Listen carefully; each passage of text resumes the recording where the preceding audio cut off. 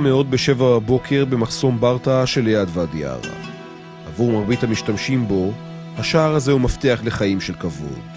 אבל יש גם מי שמבחינתו הכניסה בשעריו היא פשוט תנאי לחיים. כל שבוע פעמיים, 6 פעמים. אני אקח את הבת שלי לבית חולים שיבא בתל אביב, אקח לשערי צדק.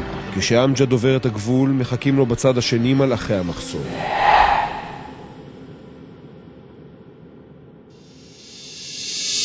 השנים האחרונות, המושב האחורי הזה כבר ידע לא מעט דרמות.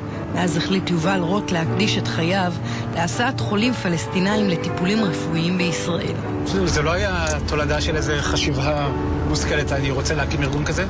זה היה פשוט הענות לפנייה של חבר פלסטיני מהפורום שלנו. פורום שנקרא פורום משפחות שכולות, ישראלי פלסטיני. שביקש ממני להסיע את אחיו לרמב"ם. לקחתי אותו לרמב"ם, ומפה בעצם זה התחיל להתגלגל. כשראיתי שאני לא עומד בהיקף, התחלתי לבקש עזרה בהתחלה מהמעגלים הקרובים אליי. וכשראיתי שאנחנו גם לא משתלטים על ההיקף, אז פנינו לעולם, לקיבוץ חצרים, לכל הכיוונים. וככה התחילה לגבש קבוצה של מתנדבים. אני בכלל לא רואה בפעילות הזאת פעילות פוליטית. ולהפך, אני רואה בפעילות הזאת משהו שהוא קשור אליי, שאני יכולה לעשות שם משהו, כי לעמוד ולהפגין, אני לא מוצאת שזה עושה באמת משהו. באתי לפני 8 שנים מפה, כן. רציתי שיש להם מחלת תלסמיה בדם. הכרתי יובל לפני 4 שנים. הייתי מביא אוטו לבד, הייתי משלם לו אוטו 500 שקל. למה שהוא צריך להיות, יישאר איתי ומחזיר אותי.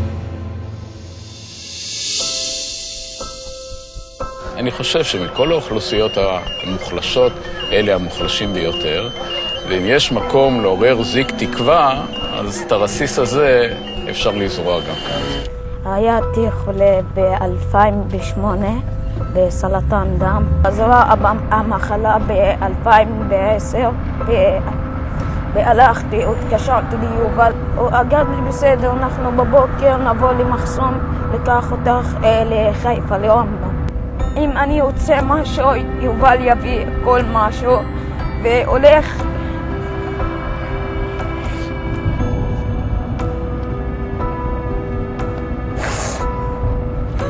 והיה היום קשה שלי, זה מן הסרטן הזה.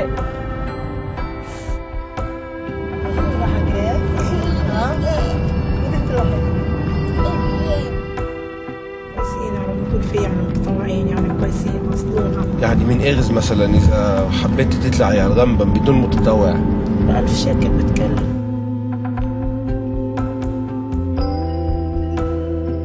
המפגש האינטימי הזה שנוצר בהסעות, אני קורא לזה איזה אפשרות לעשות שלום קטן של שעה. פשוט אתה שעה נמצא עם בן אדם, עושה שלום קטן. השלום הקטן הזה רק אחרי זה מהדהד, אחרי שהוא יוצא מהאוטו לתוך הזה, וזה מקרין בצד השני, אני יכול להגיד בוודאות.